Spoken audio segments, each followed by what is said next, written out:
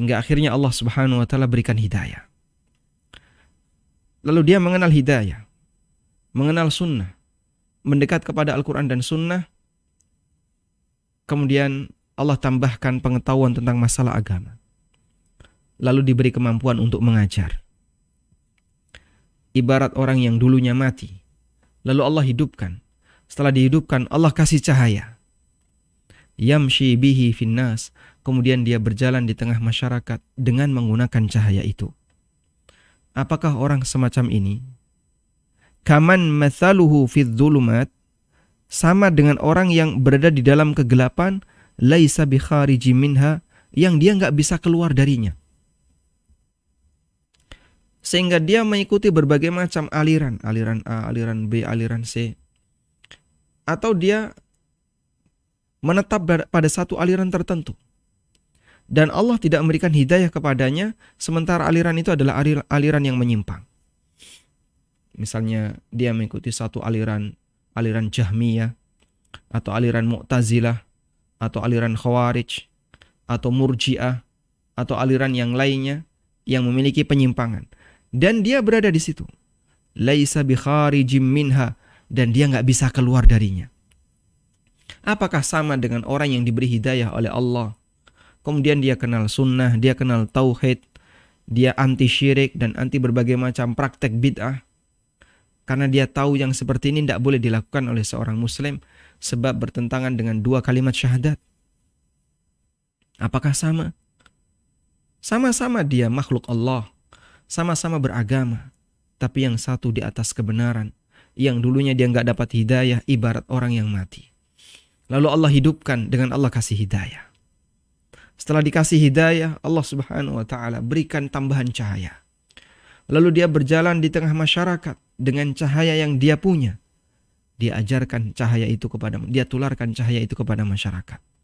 Enggak sama dengan orang yang menetap dalam aliran yang menyimpang, laisa bi khariji minha, dan dia enggak bisa keluar darinya. Maka orang yang pertama adalah seorang mukmin istanara bil imani billah. Orang mukmin yang mendapatkan cahaya dalam bentuk beriman kepada Allah. Dia mencintai Allah, mengenalnya, dan selalu berzikir kepada Allah Ta'ala. Wal akhar, sedangkan orang yang kedua, yaitu orang yang berada di dalam kegelapan, adalah al-ghafil anillah, orang yang lalai dari Allah. Sehari-harinya dia sibuk bukan berzikir, bukan untuk menambah ilmu, bukan dengan kegiatan yang mendekatkan dia kepada takwa, tapi lebih sibuk dengan dunia atau kesibukan maksiat dan yang lainnya. Al-mu'rid an dzikrihi wa mahabbatihi, yang berpaling dari zikrullah dan mencintai Allah. Wasya'nu kullu sya'n wal falahu kullul falah, maka yang paling penting dan kebahagiaan puncak adalah ketika orang itu berada di dalam cahaya. Wasyaqa'u kullu syaqa'i fi fawatihi, dan kecelakaan puncak adalah ketika orang tidak mendapatkan cahaya. Karena itulah Nabi SAW yubalighu fi su'alihi. Nabi SAW mengulang-ulang doa beliau, memohon kepada beliau, berdoa kepada Allah Ta'ala, hina yas'aluhu, ketika beliau memohon kepada Allah, ayyaj'alahu fi lahmihi, agar Allah jadikan di daging beliau, wa idhamihi, dan tulang beliau, wa asabihi, ruas-ruas tulang beliau, rambut beliau, kulit beliau, pendengaran, penglihatan, bagian atas, bagian bawah, kanan, kiri, belakang, depan, semuanya dipenuhi dengan cahaya. Ini dalam doa apa ini? Nabi SAW meminta kepada Allah cahaya di semua dimensi fisik beliau. Allahumma ja'al fi qalbi nura, wa fi lisani nura, wa fi sam'i nura, wa fi basari nura, wa fi lahmi nura, wa fi adhami nura, wa fi asabi nura, wa fi sya'ri nura, wa fi bashari nura, wa min fawqi nura, wa min tahti nura, wa an yamini nura, wa an shimali nura. wa min amami nura wa min khalfi nura waj'alni nura. Dibaca oleh Nabi SAW ketika apa ini? Ketika berjalan menuju masjid. Berjalan menuju masjid. Beliau memohon kepada Allah Ta'ala cahaya dalam semua dimensi fisik beliau. Baik di indranya, anggota badannya, kemudian kanan kirinya, depan belakang, atas bawah, hatinya. Sampai beliau minta, waj'alni, dan jadikan diriku cahaya. Dan itu dibaca oleh Rasulullah SAW ketika berjalan menuju masjid. Sehingga dianjurkan bagi bapak-bapak ya, ketika berangkat menuju masjid, jangan cuma diam saja. Setelah keluar rumah membaca Bismillahi tawakkaltu ala Allah wala hawla wala quwwata illa billah. Lalu langsung kita membaca Allahumma ja'al fi qalbi nura wa fi sam'i nura wa fi basari nura wa fi asabi nura wa fi lahmi nura wa fi idhami nura wa fi asabi nura. Dan di situ kalaupun tidak urut, insya Allah tidak masalah. Yang penting kita baca ini. Wa an yamini nura wa an shimali nura wa min fawqi nura wa min tahti nura wa min amami nura wa min khalfi nura waj'alni nuran wa zidni nuran ala nur. Tambahkan untukku cahaya, sehingga kita minta kepada Allah cahaya. Maka beliau meminta kepada Rabbnya Tabaraka wa Ta'ala untuk menjadikan cahaya pada fisik beliau, lahir dan batin. Dan beliau memohon agar Allah meliputi beliau di semua arah beliau dengan cahaya. Dan agar Allah menjadikan fisik beliau dan seluruhnya sebagai cahaya. Maka agama Allah adalah cahaya. Kitab Allah adalah cahaya. Wa daruhu allati a'addaha li awliyaihi nurun yatala'la. Dan negeri yang Allah janjikan untuk para walinya, yaitu surga, adalah cahaya yang bersinar. Wa huwa tabaraka wa ta'ala nurus samawati wal ard. Dan Allah sendiri tabaraka wa ta'ala adalah cahaya langit dan bumi. Sebagaimana yang Allah sebutkan di surat An-Nur, Allahu nurus samawati wal ard. Mathalu nurihi kamishkatin fiha misbah. Dan di antara nama Allah adalah An-Nur. Ya. Di antara nama Allah adalah An-Nur. Sehingga kita boleh berdoa, Ya An-Nur, wahai An-Nur, ya. Nawwir qulubana, berikanlah cahaya untuk hati kami. Wadh-dhulumatu asyraqat li nuri wajhihi. Sementara kegelapan itu sirna, kegelapan itu hilang karena cahaya wajah Allah Subhanahu wa ta'ala. Dalam doa Nabi SAW ketika peristiwa Taif, pada doa Nabi SAW ketika peristiwa Taif, beliau memohon kepada Allah, A'udzu binuri wajhika alladzi asyraqat lahu adh-dhulumat. Aku berlindung dengan cahaya wajahmu. Cahaya wajah Allah berarti sifat Allah. Cahaya wajah Allah termasuk apa? Sifat Allah. Dan orang yang berlindung dengan cahaya wajah Allah berarti berlindung dengan sifat Allah. Sebagaimana doa yang kita baca setiap pagi dan sore. A'udzu bikalimatillahi tammati min syarri ma khalaq. Aku berlindung kepada kalimat-kalimat Allah yang sempurna. Itu juga bagian dari sifat Allah. Cahaya wajah Allah adalah sifat Allah. Alladzi asyraqat lahu adh-dhulumat. Yang menerangi kegelapan. Sehingga kegelapan itu sirna ketika cahaya itu bersinar. Wa salaha alaihi amrud dunya wal akhirah. Dan menjadi baik segala urusan dunia dan akhirat. Ayyahilla alaika ghadabuk aw yanzila bi sakhatuk laka al-udbi hatta tarda wala hawla wala quwwata illa bika.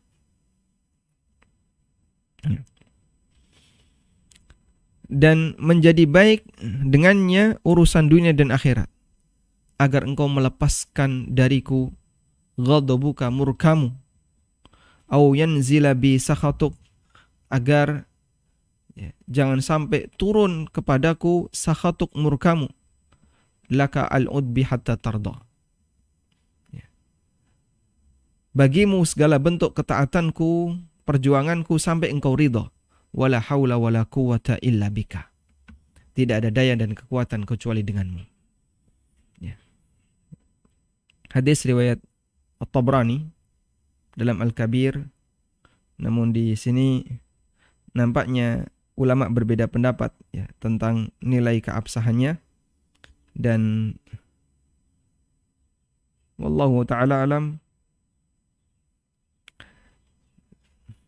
Di sini kesimpulannya ada beberapa perawi yang ada beberapa jalur yang lain, wa hadza isnadun hasan, sanad yang mendukungnya juga hasan.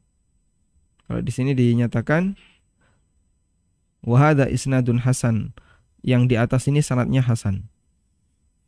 Wallahu alam. Saya sendiri dalam masalah penilaian tentang keabsahan hadis ya tidak memiliki ilmu tentang itu, sehingga hanya bisa taklid kepada keterangan ulama yang paham tentangnya. Kita lanjutkan. Wa qala Ibnu Mas'ud, kata Ibnu Mas'ud radhiyallahu anhu, laisa 'inda rabbikum lailun wala nahar, nurus samawati wal ard min nuri wajhihi. Bagi Rabbmu tidak ada siang dan malam. Cahaya langit dan bumi adalah bagian dari cahaya wajahnya. Allah subhanahu wa ta'ala menerangi langit dan bumi dengan cahaya wajahnya. Wa fi ba'di alfadhi hadzal athar, dan dalam sebagian lafaz asar ini,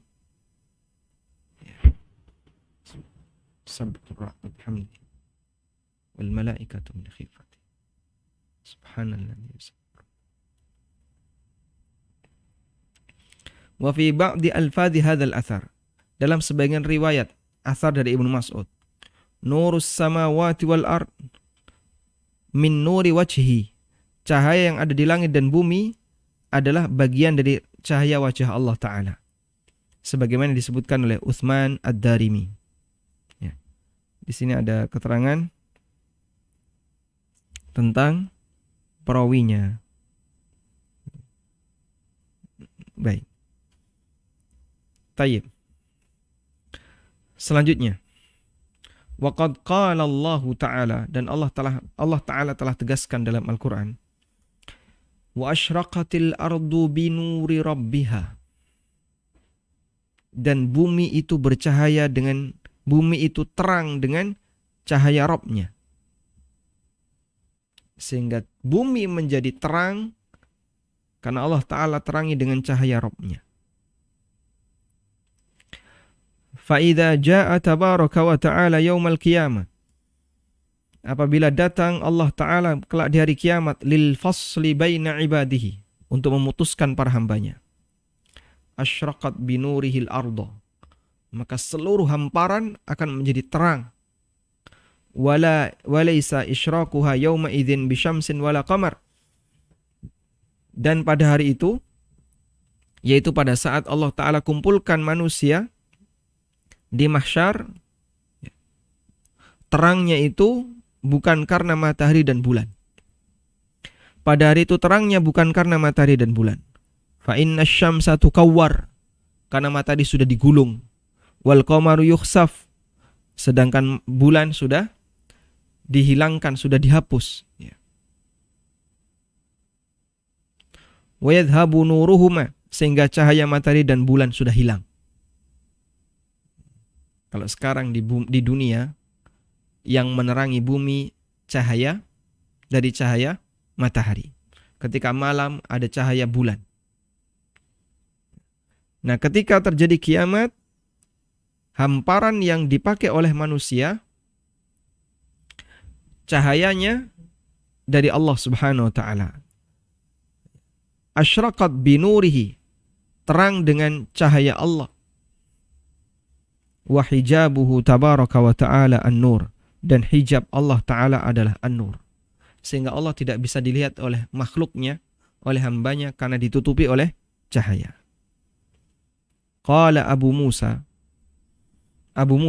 bercerita, qama fina Rasulullah sallallahu alaihi wasallam bi khamsi kalimatin.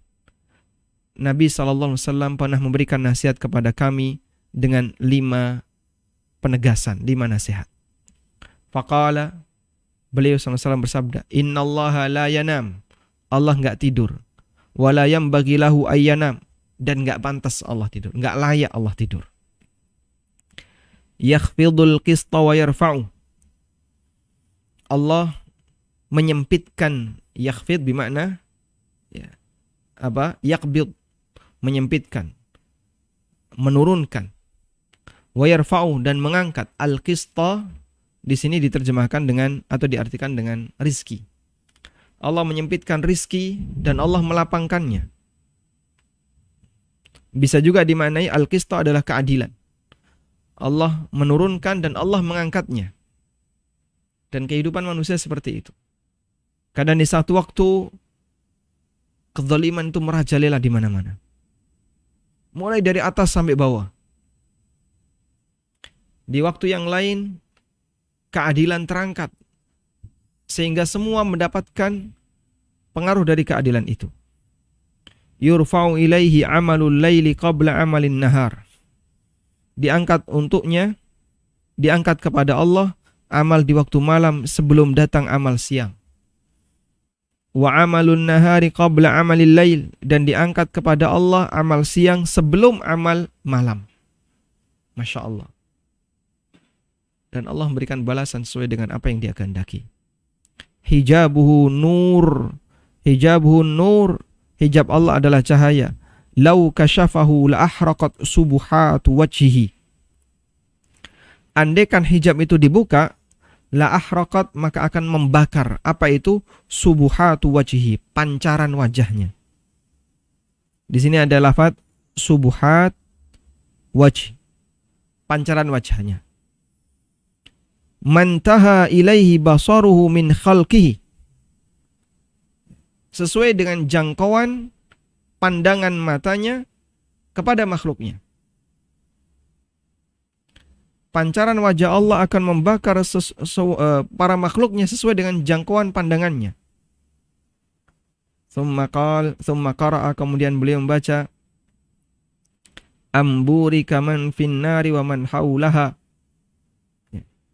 untuk diberkahi siapa yang ada di an-nar, di api itu, wa man haulaha, dan yang berada di sekitarnya.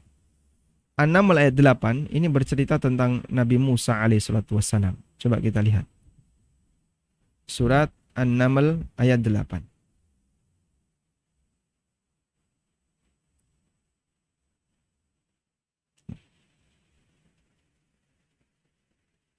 Baik.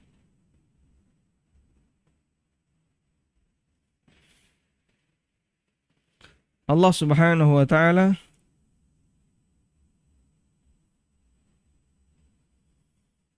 mengatakan tentang Musa, ya.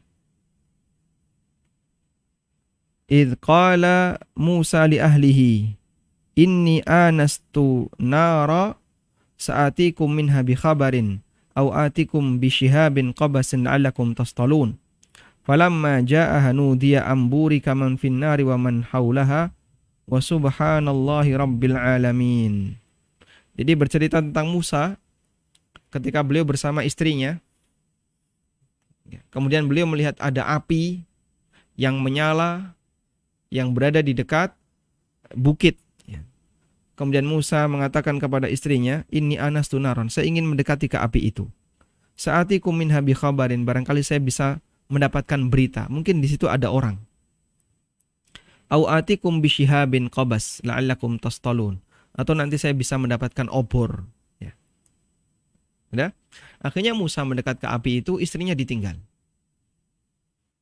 Falamma ja'aha, ketika Musa mendatangi api itu, nudia, dipanggil, amburika man finnar, segala yang mendekat di api ini, wa man haulaha, dan sekitarnya akan diberkahi.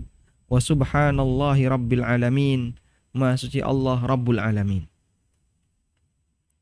Nah, kita kembali ke sini.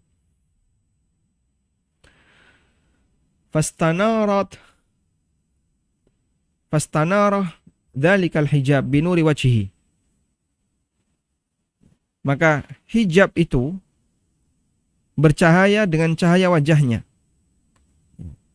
Laulahu, andaikan bukan karena hijab itu, la ahraqat subhatu wajhi wa nurihi mantaha ilaihi basaru. Andaikan bukan karena hijab ini, maka pancaran wajahnya akan membakar semua yang dilihat oleh Allah Ta'ala. Mantaha ilaihi basaru. Masya Allah. Walihada lamma tajalla tabaraka wa ta'ala lil jabal. Karena itulah ketika Nabi Musa meminta kepada Allah agar bisa melihatnya, Allah mengatakan kepada Musa, walakin indur innaka lan tarani walakin indur ilal jabal. Kamu enggak bisa melihatku, tapi coba lihat ke arah gunung itu. Fa in istaqarra makanahu fasawfa tarani. Kalau dia tetap berada di tempatnya, maka kau bisa melihatku.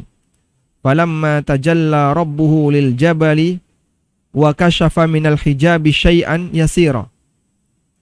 Ketika Allah Ta'ala menampakkan dirinya kepada gunung dan Allah membuka sedikit dari hijabnya, sakhal jabalu fil ardi, gunung itu langsung meledak dan rata dengan tanah. Wa tadakdaka walam yakun li rabbihi tabaraka wa ta'ala. Gunung itu langsung luluh dan dia tidak bisa tetap berdiri kokoh ketika melihat wajah Rabbnya Azza wa Jalla.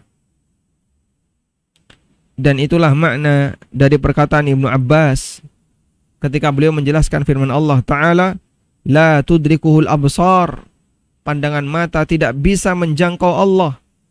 Qala, kata Ibnu Abbas, dzalikallah Azza wa Jalla, itulah Allah Azza wa Jalla. Idza tajalla binurihi lam yakum lahu syai'. Ketika Allah menampakkan wajahnya, ketika Allah menampakkan wajahnya dengan Allah singkap cahaya yang menjadi tutupnya, yang menjadi tabirnya, maka tidak ada sesuatu apapun yang dia bisa bertahan. Sehingga manusia itu akan, makhluk itu hancur ketika penutup tabir wajah Allah Ta'ala, yaitu cahaya, itu dibuka. Maka seorang hamba tidak sanggup untuk melihatnya. Hadis riwayat Tirmidzi. Wa hadza min badi'i fahmihi radhiyallahu ta'ala anhu.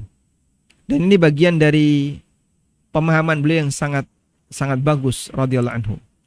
Dan kecerdasan beliau yang luar biasa. Kaifala wa qad da'a lahu Rasulullah sallallahu alaihi wasallam ayyu'allimahu Allahu ta'wila. Sehingga bagaimana mungkin tidak demikian sementara Nabi sallallahu alaihi wasallam telah mendoakan beliau agar diajari ta'wil. Farrabbu tabaraka wa ta'ala, maka Allah tabaraka wa ta'ala bisa dilihat di hari kiamat bil absari iyanan, dengan mata kepala manusia iyanan secara langsung.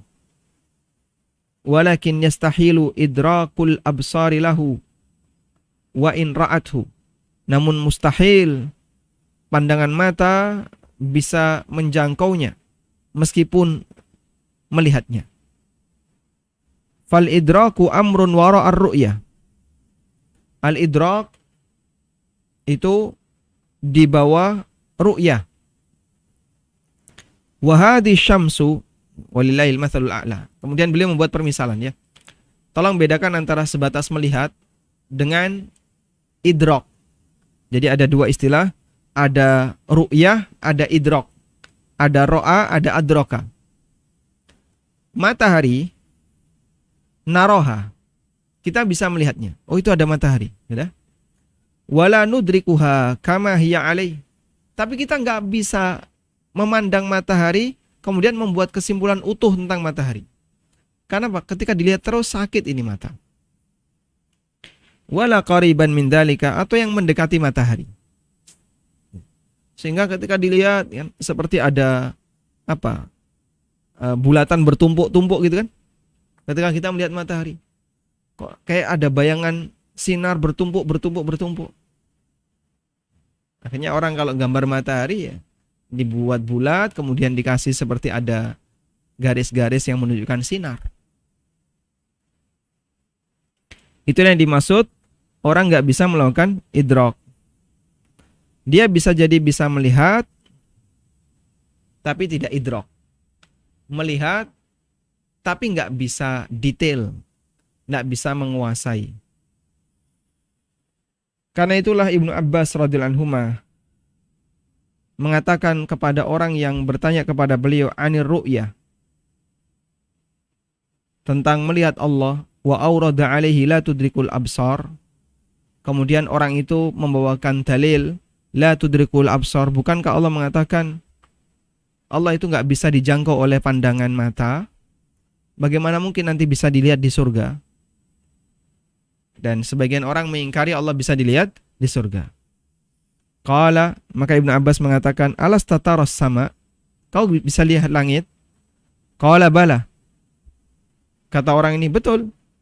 Qala afatudrikuha, apakah kau bisa menguasai meliputi langit semuanya? Qala la, nggak bisa. Kalau lihat ke arah langit, itu ada langit. Sudah, yang kau lihat semua langit atau cuma satu titik saja? Satu titik saja. Maka kalau Allah bisa dilihat di hari kiamat, bisa dilihat ketika di surga, itu sama sekali tidak bertentangan dengan firman Allah, la tudrikuhul absar wa huwa yudrikul absar, yang ada di surat Al-An'am ayat 103. Paham maksudnya ya? Jadi begini ya.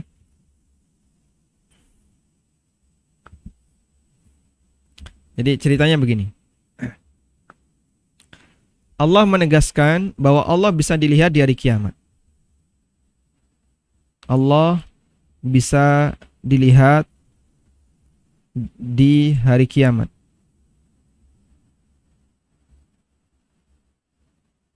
Baik. Allah bisa dilihat di hari kiamat. Sudah? Lalu bagaimana dengan firman Allah? Bagaimana dengan firman Allah? La tudrikuhul absar.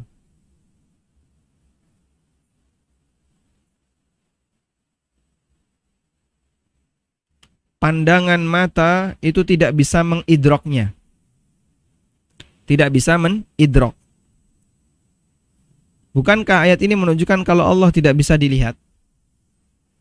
Maka kata Ibnu Abbas, pandangan mata tidak bisa mengidrok. Ini ada di surat Al-An'am ayat 103.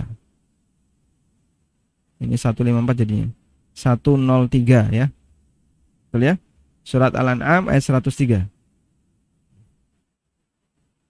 Bahwa Al-An'am ayat 103, betul. Baik, kembali ke sini. Bahwasanya dua hal ini tidak saling bertentangan. Kata Ibnu Abbas radhiyallahu anhuma, bedakan antara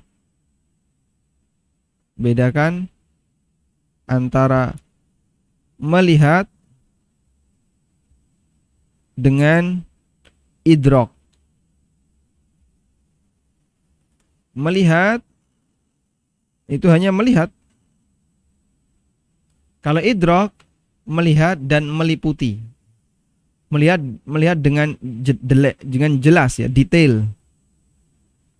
Kalau detail itu idrok. Kalau sebatas melihat, manusia bisa. Dan nanti Allah berikan kesempatan itu besok ketika di surga. Semoga Allah Subhanahu wa taala memberikan kesempatan kita untuk masuk surga. Kalau melihat, manusia bisa.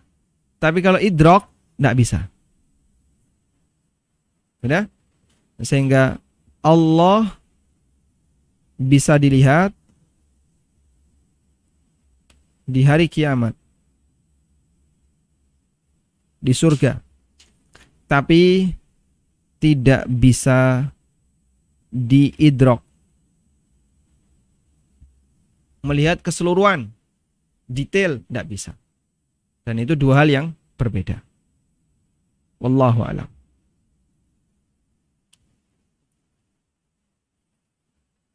Wa qad daraballahu subhanahu wa ta'ala, dan Allah membuat permisalan tentang cahayanya yang ada di hati seorang hambanya. Mathalan la yaqiluhu illal alimun, permisalan yang tidak bisa dipahami kecuali orang yang berilmu. Faqala subhanahu wa ta'ala, maka Allah ta'ala berfirman, Allahu nurus samawati wal ard. Allah adalah cahaya langit dan bumi.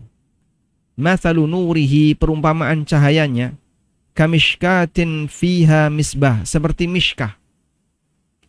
Apa itu mishkah? Kalau Anda melihat ada lampu teplok, ya. Mishkah adalah lampu teplok ini. Fiha misbah, di dalamnya ada misbah, ada sumber cahayanya. Al-misbahu fi zujajah, misbah itu di dalam kaca. Az-zujajatu ka'annaha kaukabun durri, yang kaca itu seperti berlian yang bersinar. Yuqadu min syajaratin mubarakah, dan misbahnya dinyalakan dari bahan bakar berupa minyak zaitun yang berasal dari pohon diberkahi. Minyak zaitun itu pohon diberkahi.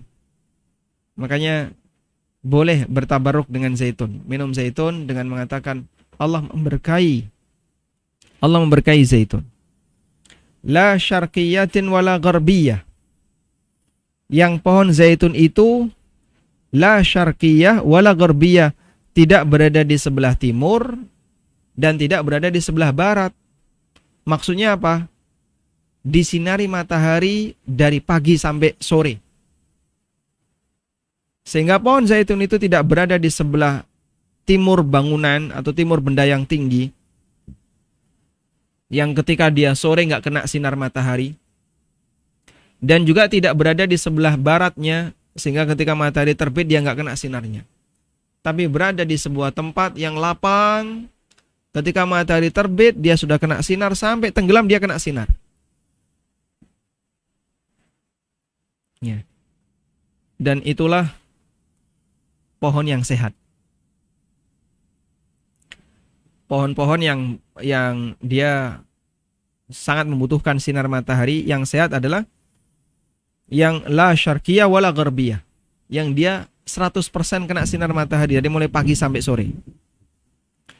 Yakadu zaituha, yang minyaknya itu hampir saja yudhi'u, hampir saja menyala, berkilau, menyala.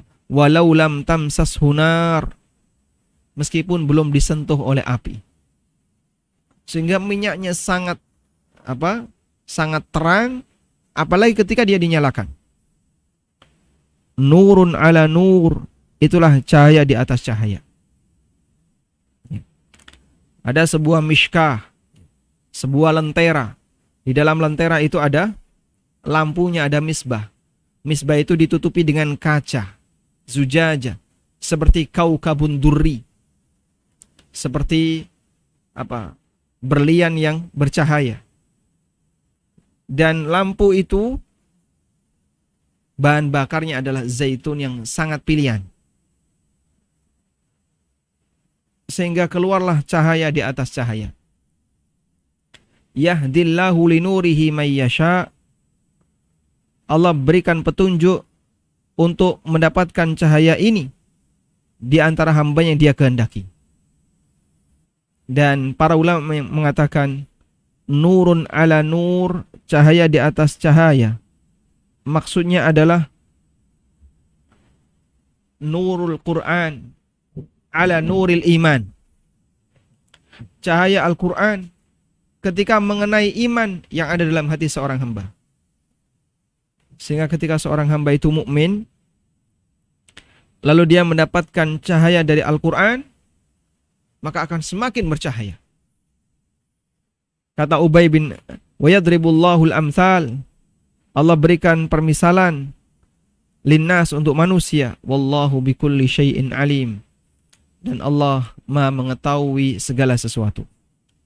Kata Ubay bin Ka'ab, perumpamaan cahaya Allah dalam hati seorang muslim seperti ini. Cahaya Al-Quran yang menyentuh cahaya iman. Itulah cahaya yang Allah sematkan pada hati orang mukmin min ma'rifatihi, berupa dia kenal Allah, mencintai Allah, dan iman serta rajin berzikir kepadanya. Wa huwa nuruhu, dan itu adalah cahaya yang Allah turunkan kepada mereka, maka Allah hidupkan mereka dengan cahaya itu. Wa ja'alahum yamshuna bihi bainan nas, lalu Allah jadikan cahaya itu dipakai oleh orang ini untuk berjalan di masyarakat, sehingga dia terbimbing dengan ilmu, terbimbing dengan hidayah. Kalaupun ada penyimpangan yang terjadi di masyarakat, dia nggak ikutan. Dan ketika masyarakat membutuhkan penjelasan, dia bisa menerangkan. Wa asluhu fi qulubihim, asalnya ada pada hati mereka. Tsumma taqwa madatuhu, kemudian semakin kuat sumber cahaya itu. Wa tazayatu, dan semakin bertambah. Hatta tadhhura ala wujuhihim, sehingga pengaruhnya itu nampak di wajah mereka, anggota badan mereka, fisik mereka, bahkan pakaian rumah mereka. Yubsiruhu man huwa min jinsihim, yubsiruhu man huwa min jinsihim wa sairul khalqi lahu munkirun. Bisa dilihat oleh orang yang sejenis dengan mereka. Maksudnya adalah sama-sama mukmin. Mukmin bisa menangkap cahaya itu, sementara makhluk yang lain mengingkarinya, karena mereka belum mendapatkan hidayah dari Allah Subhanahu wa ta'ala. Masya Allah. Baik. Dan di sini penjelasan Ibnu Qayyim masih cukup panjang ya, tentang masalah cahaya. Insya Allah akan kita bahas di pertemuan berikutnya, karena paragraf berikutnya Ibnu Qayyim akan menjelaskan cahaya di hari kiamat yang Allah berikan kepada mukmin ketika mereka berada di kegelapan hari kiamat. Allah kasih cahaya sehingga mereka bisa melintasi sirat. Wassallallahu ala nabiyyina Muhammadin wa ala alihi wa sahbihi wasallam.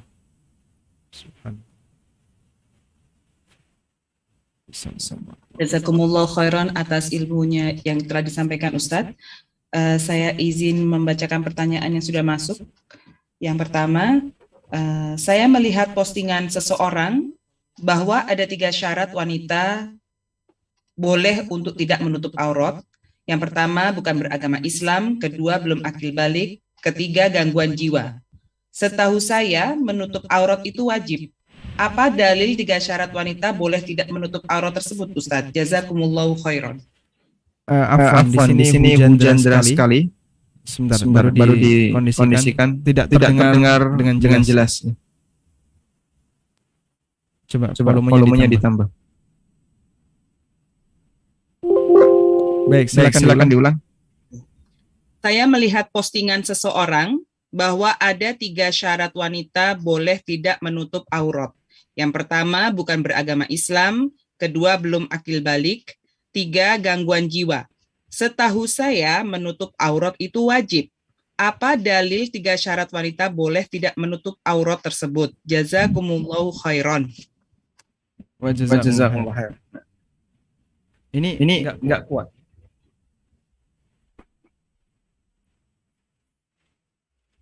Baik. Jadi begini ya. Aturan yang berlaku bagi hamba itu ada yang sifatnya taklif, ada yang sifatnya wad'i. Ada hukum taklif, ada hukum wad'i. Untuk hukum taklif, maka dia gugur dari 3 orang. Yang pertama adalah as-sabiyyu hatta yahtalim. Anak kecil sampai dia balik. Kemudian yang kedua al-majnun hatta yafiqa. Orang yang gila sampai dia sadar. Kemudian yang ketiga orang yang dia lupa sampai dia teringat. Tayyib. Sedangkan selain itu maka mereka berkewajiban untuk menjalankan aturan syariat. Jika Jika dalam dalam situasi tertentu ada ada orang yang mengalami salah satu tadi, maka dia tidak wajib menjalankan kewajiban syariat. Dalam Dalam arti arti dia dia belum wajib melaksanakan melaksanakan perintah atau atau dia belum terkena dosa melanggar ketika melanggar larangan. larangan. Selanjutnya, Kalau kalau kita berbicara dengan hukum hukum tertentu yang yang itu latar belakangnya tidak hanya sebatas masalah amal, maka pertimbangannya bukan dari sisi apakah dia balik ataukah dia sehat akal ataukah tidak. Contohnya adalah masalah kewajiban berhijab. Kewajiban berhijab kepentingannya tidak hanya pihak wanita. Kepentingan yang lain adalah agar menjaga fitnah sehingga tidak menimbulkan fitnah di antara kaum lelaki. Karena itu kalau misalnya ada orang gila, wanita yang gila, dia masih muda, secara fisik bagus. Subhanallah.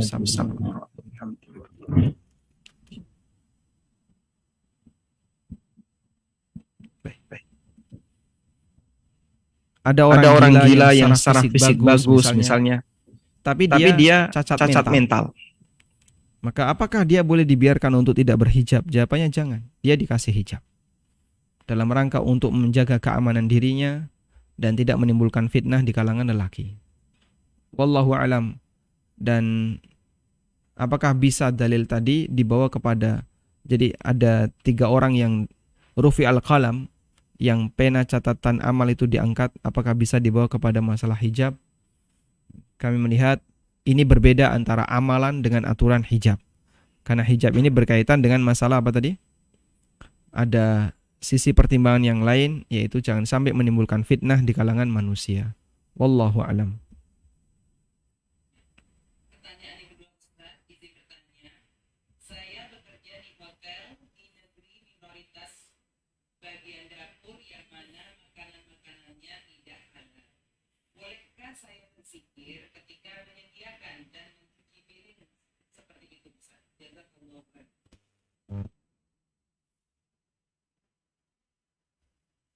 Bahkan kalau bisa yang Anda lakukan adalah meninggalkan pekerjaan semacam ini, ya.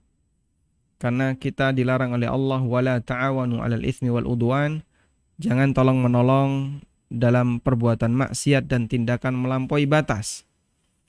Dan salah satu di antara bentuk tindakan maksiat adalah membantu orang kafir untuk bermaksiat. Orang kafir bermaksiat, urusan orang kafir, dan kita tidak boleh ikut campur di situ. Karena itu ketika kita terlibat dalam kegiatan maksiat yang dilakukan oleh orang kafir, seperti menyediakan sarana maksiat bagi mereka, ya, makan daging yang haram, minum minuman yang haram, ya hukum asalnya tidak diperbolehkan. Sehingga ketika itu tidak boleh, maka tidak boleh dijadikan sebagai sumber pendapatan. Artinya bekerja di tempat semacam ini pada asal tidak diperbolehkan. Subhanallah bihamdihi. Artinya hukum asal bekerja di tempat semacam ini pada asalnya tidak diperbolehkan. Karena itu kalau Anda bisa untuk minta pindah bagian, silahkan pindah bagiannya. Misalnya di bagian cleaning service atau misalnya room service, insya Allah itu lebih baik daripada berada di dapur. Sehingga kita tidak bicara masalah dzikir lagi, tapi kita bicara dari sisi kehalalan pendapatan. Wallahu a'lam. Baik. Kami mempunyai kajian kecil untuk umat lokal di daerah kami. Ada seseorang yang meminta kami untuk merangkul seorang akhwat yang dahulunya bergabung di jamaah yang suka mengkafirkan dan menjalankan prinsip fatonah bitonah. Tetapi akhwat tersebut pernah keluar dari grup yang kami masukkan dan tidak menjelaskan alasannya kenapa. Bagaimana kami harus bersikap jika beliau memilih untuk mengisi kajian lain, sedangkan kami tidak mengenal beliau, kami tidak tahu kepada siapa mereka berguru, meskipun mereka mengaku dengan seseorang yang pernah Ustaz wawancarai. Jazakumullah khair. Maksudnya akhwat yang keluar dari grup ini ngisi kajian. Kemudian bolehkah ummahat yang lain ikut mendengarkannya? Jika beliau memang memiliki ilmu tentang itu, dan yang kami tahu ya, memang kawan-kawan yang sudah mulai hijrah ketika Ustadz Abdul Aziz, kemudian Ustadz Abdullah Mas'ud, dan Ustadz Khalil Bustami itu keluar dari kelompok ini, mereka nampaknya memang sudah punya ya, bekal yang cukup terkait masalah agama ya. Sehingga pada saat saya ngisi di forum mereka, ketika saya pancing dengan hal-hal tertentu, mereka bisa jawab. Oh, berarti materi ini sudah pernah mereka dapatkan. Ya, meskipun dalam porsi tertentu mereka nggak detail. Seperti masalah tauhid itu kurang detail. Tapi kalau masalah amalia, masalah amalan sehari-hari, kemudian masalah fikih, nampaknya mereka sudah memiliki hal itu. Karena itu selama yang disampaikan oleh umat ini, oleh akhwat ini adalah ilmu yang pernah beliau dapatkan dari salah satu dari 3 ustadz tadi, hanya murni itu, insya Allah kami masih bisa merekomendasikan. Tapi kalau keluar dari itu, mungkin nanti bisa diingatkan ya, sebaiknya tidak menyampaikan yang lebih dari itu, karena khawatir doktrin masa silamnya masih berlaku. Wallahu a'lam. Baik. Taib, ini mungkin pertanyaan yang terakhir.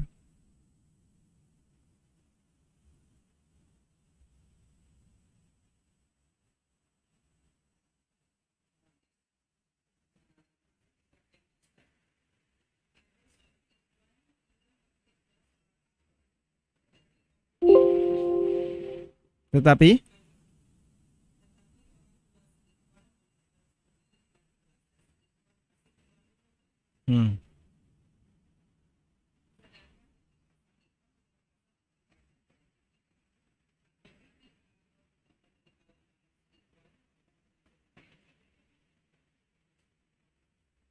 baik, jika memang terjadi sedikit masalah di keluarga ikhwan, pada asalnya pihak akhwat tidak bertanggung jawab.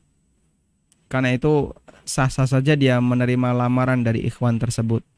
Nah, selanjutnya apakah nanti akan lanjut ataukah tidak, akhwat bisa memberikan batasan waktu. Karena kan dia mungkin akan membawa itu ke keluarganya, kemudian ya rembuk keluarga, barangkali ada pro kontra, apakah lanjut ataukah tidak, itu dikembalikan kepada pihak ikhwan. Sehingga jika pihak ikhwan ini setelah melakukan lamaran, kemudian dia membawa hasilnya kepada keluarganya, lalu ada pro kontra, berarti kan butuh waktu. Nah, pihak akhwat bisa ngasih batas waktu, kepastian. Misalnya, mohon jawabannya kami minta misalnya 3 bulan atau 4 bulan. Agar ada kejelasan apakah lanjut ataukah tidak. Karena sebatas khidbah belum tentu lanjut nikah. Sehingga sah-sah saja menerima khidbah, dan agar nanti Anda tidak gantung dalam waktu yang nggak jelas, Anda kasih batas waktu yang lebih tegas, misalnya 3 bulan atau 4 bulan atau sekian bulan. Sudah disampaikan saja dengan tegas. Nah, selanjutnya setelah sekian bulan tidak ada jawaban, anggap ini tidak dilanjutkan. Dan nanti ketika ada orang lain yang mau khidbah, ya silahkan untuk diberi izin, karena khidbah yang pertama sudah dianggap tidak berlaku. Wallahu alam. Ya, mohon maaf barangkali belum bisa kami lanjutkan, karena di sini banyak sekali petir-petir yang cukup besar ya. Sallallahu ala nabiyyina Muhammadin wa ala alihi wa sahbihi wa sallam, wa akhiru da'wana alhamdulillahi rabbil alamin. Subhanakallahumma wa bihamdika asyhadu an la ilaha illa anta astaghfiruka wa atubu ilaik. Wassalamualaikum warahmatullahi wabarakatuh.